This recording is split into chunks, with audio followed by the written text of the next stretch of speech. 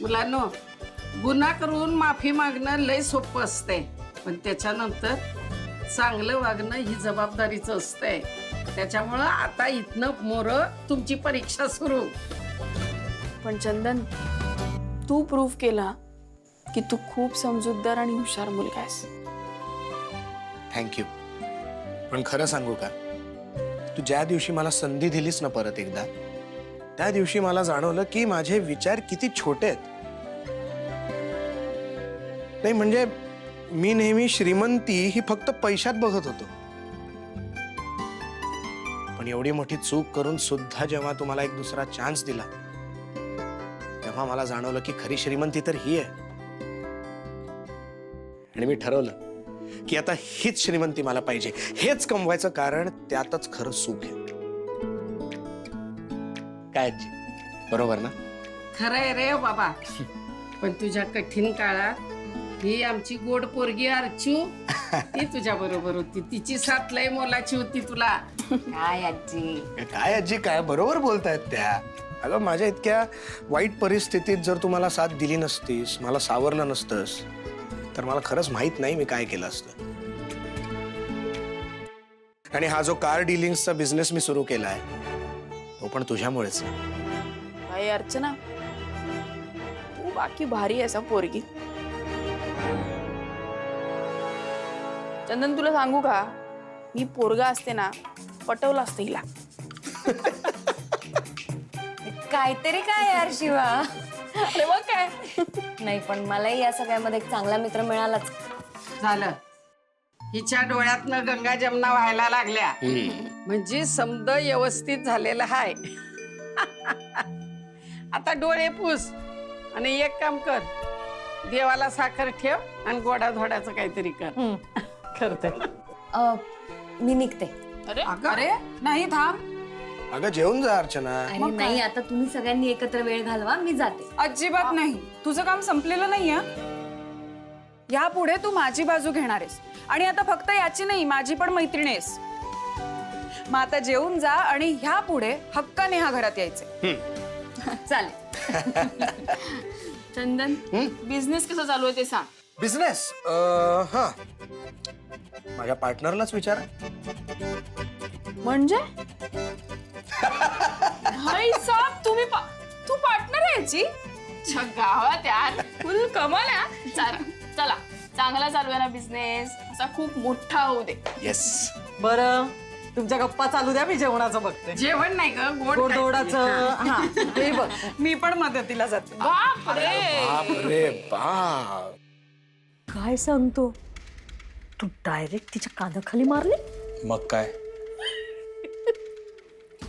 बरं केलं, पण आधीच करायला हवं होतं, तर अक्कल तरी आली असती. खरं तर मला जेव्हा कळलं ना तू तिच्याशी लग्न करतोयस, तेव्हाच मला वाटलं होतं काय ध्यान निवडलंय माझ्या लेकानी. पण मग नंतर मला कळलं काय ते गडगंजू श्रीमंत आहेत, पैसा आहे, तुला चालवलंय डोकं. पण हे देसाई आहेत ना, सगळे हलकट आहेत. मला आजपर्यंत कुणी मान नाही दिला. मी घरात आहे काय नाही काय कुणाला काही फरक पडत नाही. अरे मला वाटलं किमान कंपनी तरी देतील. नाही, कंपनी काय आपण मिळवूच रे.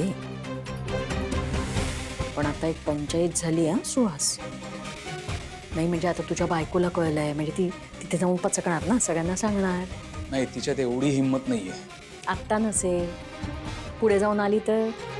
नाही, ही रिस्क आपण नाही घेऊ शकत. घरात कोणाला संशय यायला नको, आणि घरात कोणाला तरी संशय आला तर, किंवा हिने जाऊन सांगितलं तर, हे भूत आपल्याला आपल्या मानगुटीवर हवाय कशाला. मला सुद्धा कंटाळा आलाय आता हे असं टिकू टिकू टिकू खेळत बसायचं. हे असं एक एक करून प्रत्येकाला संपवायचं कशाला हवंय. एकदाच सगळ्यांना संपवून टाकू, संपला विषय. आई, अगं पण त्यामुळे आपल्यावरचा संशय आणखीन वाढणार नाही का? सुहास, इतक्या लोकांना मारलंय, अजून पोलीस स्टेशनची पायरी नाही चढलेली. नको काळजी करू, एकदाच विष घालून सगळ्यांना संपवून टाकू. फक्त ते करत असताना काळजी घ्यायची की पुढे जाऊन आपण पकडली जाता कामा नये. संपला विषय. नाही आई, त्यांना एवढं सहज नाही मारायचं.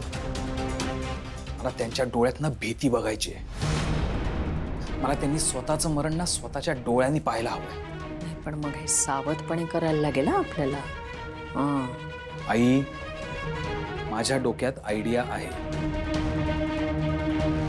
देसाईंचा एकदाचा विषय संपूनच टाक.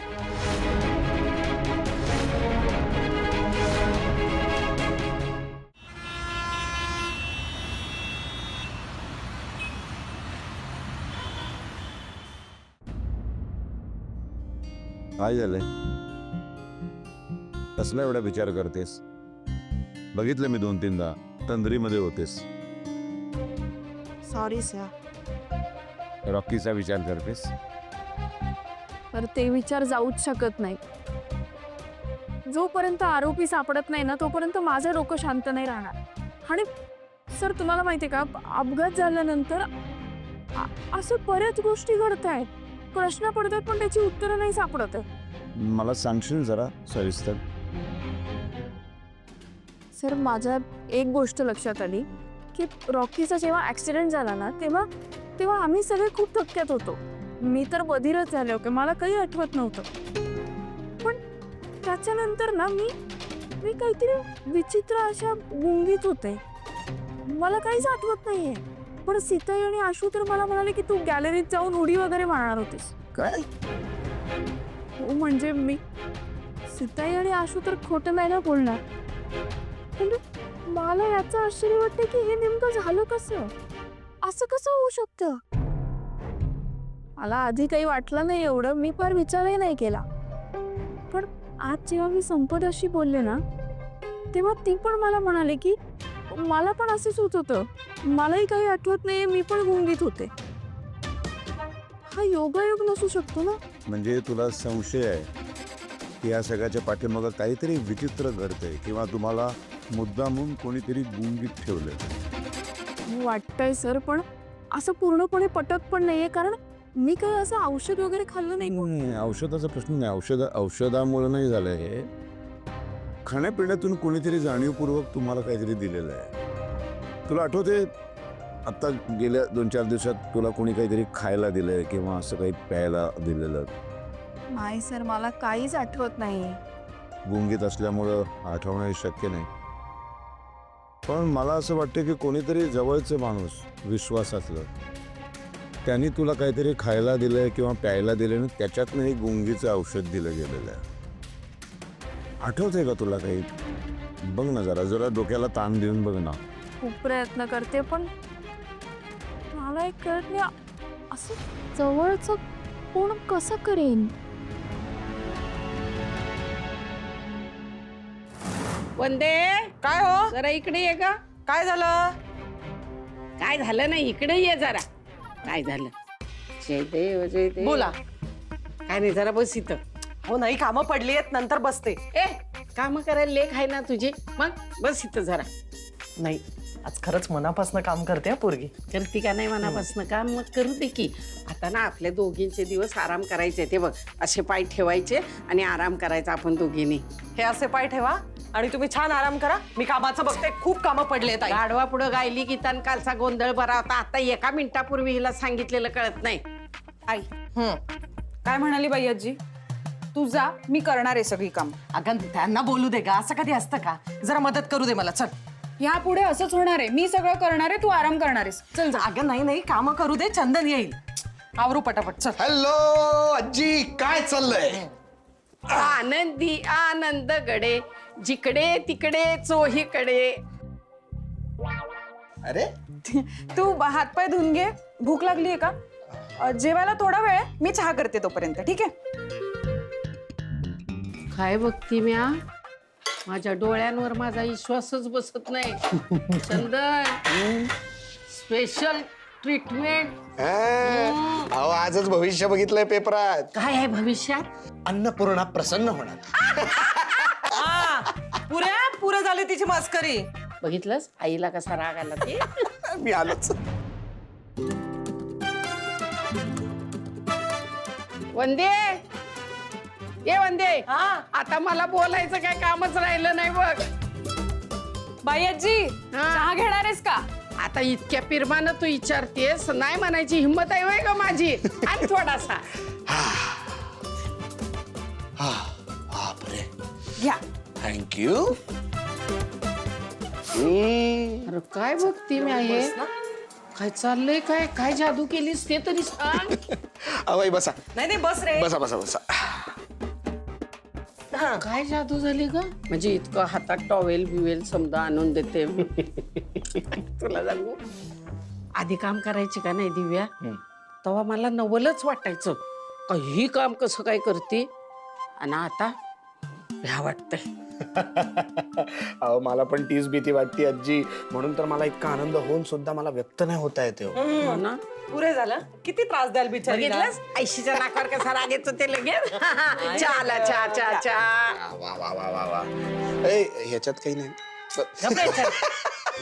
सॉरी. नाही, दोघांचा संसार मार्गी लागला नाही यातच आनंद आहे नाही का. हा आता काय माहितीये ना वंदे म्हणजे पण तू पण ती जे काय असेल ते एकदा म्या बघितलं का नाही का म्या डोळे मिटायला मोकळी. आई आई आजी ग. अगं बया काय लाजली माझी नात. पहिल्यांदा खरं खरं लाजताना बघितलंय मी, हा. बघितलंय खरंच ग बाई.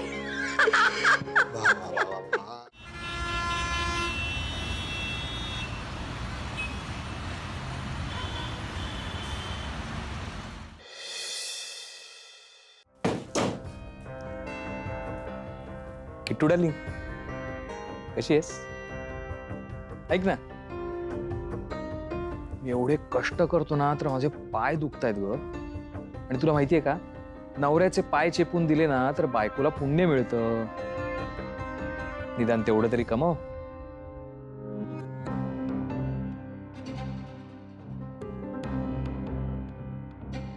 तू म्हणायचंस ना तुझं प्रेम आहे माझ्यावर, पण मला ना आता तुझ्या ह्या प्रेमाची भीती वाटायला लागली. हो का? तोंड उघडायला सांगितलंय नाही ना? हा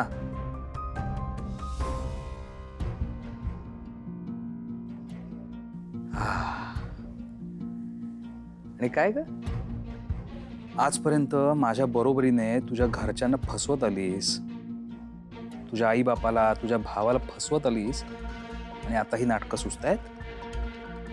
तू काय धुतल्या तांदळाची नाहीयेस, लक्षात ठेव.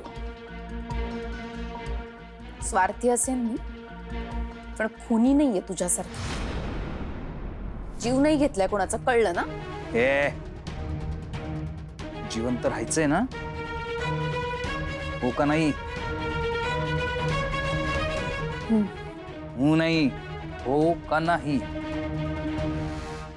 हो. हा, आता याच्या पुढे मी सांगेन तेव्हाच तोंड उघडायचं, इथेही आणि बाहेरही. चल एक.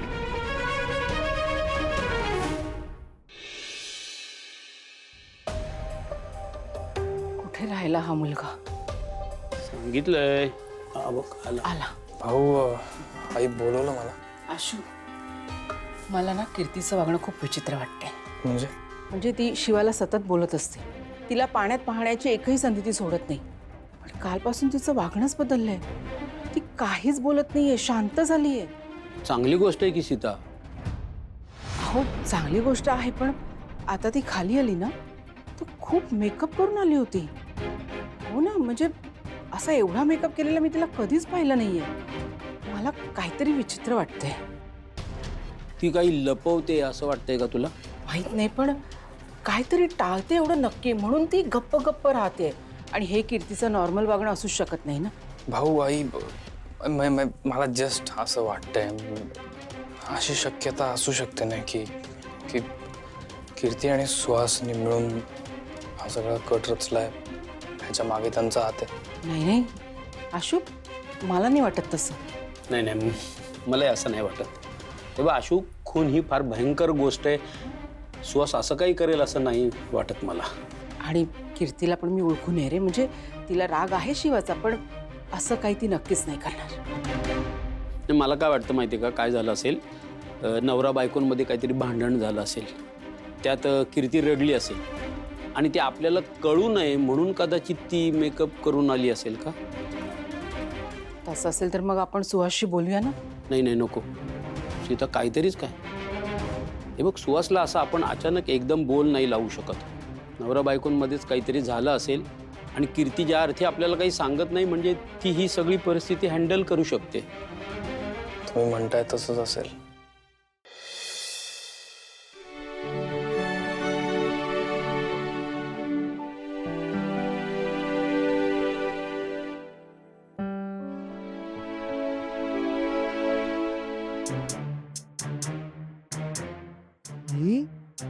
काय बघतोय मी? तेच जे मी बघतोय. हे असं कसं झालं? ए बाई बाई, हिने आपल्या गॅरेजवर ताबा वगैरे मिळवला नाही ना, विकत नाही ना घेतलं. हेच असू शकतं. ही लाकडी इकडे मी करू शकतो. दिव्या दिव्या बाहेर बाहेर तू पहिले. आम्ही करतोय, तू बाहेर. हा काय झालं? दचकले ना मी. ए दिव्या, आमच्या गॅरेजवर असं ताबा करायचं नाही. गॅरेज आमचं आहे, तू बाहेर हो. हा आणि एक मिनिट तू कोणाला फसून हे सगळं केलंस? मला खरं खरं अगदी खरं सांग. आणि आमचं चंदन कुठे आहे चंदन? एक मिनिट, फसवलं वगैरे नाहीये मी कोणाला, आणि मी ताबा घेत नाहीये इथे. मी फक्त साफसफाई करायला आले.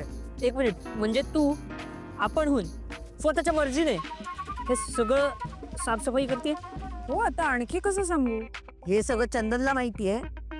हा माहितीये, येतोय तो मग. दिव्या आधी बाहेर चल. चल बाहेर चल. हा बाहेर चल आधी, तू बाहेर चल. एक मिनिट थांब.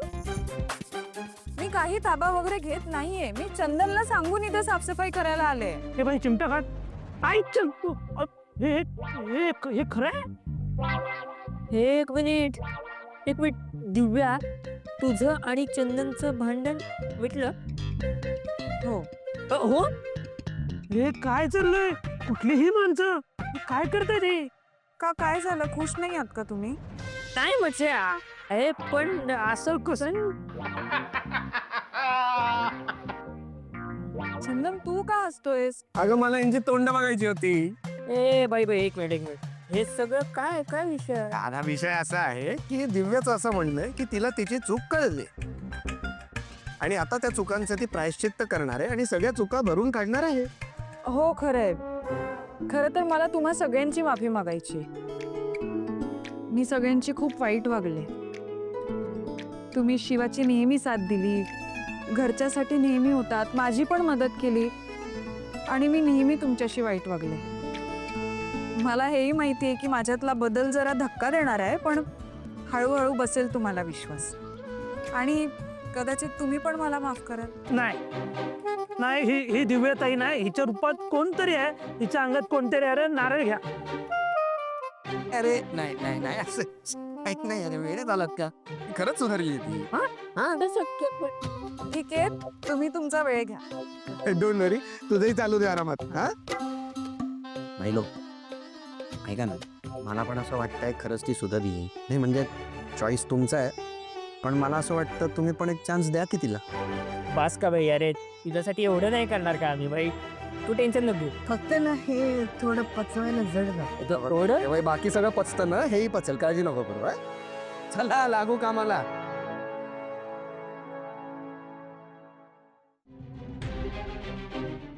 शिवा, काय टेन्शन आहे सांग मला.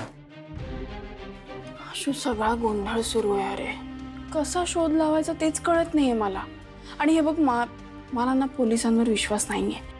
मी काय म्हणते आशू, मी माझे कॉन्टॅक्ट वापरू का? ते शेठ आहेत ना, त्यांना सगळं कळतं लवकर, ते माहिती काढतील. ह्याचीच भीती आहे मला. तू जाऊन स्वतः काहीतरी करशील. किती रिस्की आहे तुला कळत नाही काय? तुम्हाला कसली एवढी भीती वाटते? ज्या काही घटना घडतायत त्या बघत नाहीस का तू? हो बघते. मग बघ, तुला एकटीला मी कुठेही जाऊ देणार नाही. बरं ठीक आहे, मी पोलीस स्टेशनला जाऊन येते. तिथे त्या ड्रायव्हरच्या बॉडीवर काही मिळालंय का, काही शोध लागलाय का ते विचारून येते. एकटीने नको जाऊ, आपण जाऊ. आशू, मी पोलीस स्टेशनला जाते. तिकडे कोण मला कशाला मारेल? रिस्क का घ्यायची? घरातूनही तुला कोणी सोडणार नाही. आपण जाऊ. ठीक आहे, चल.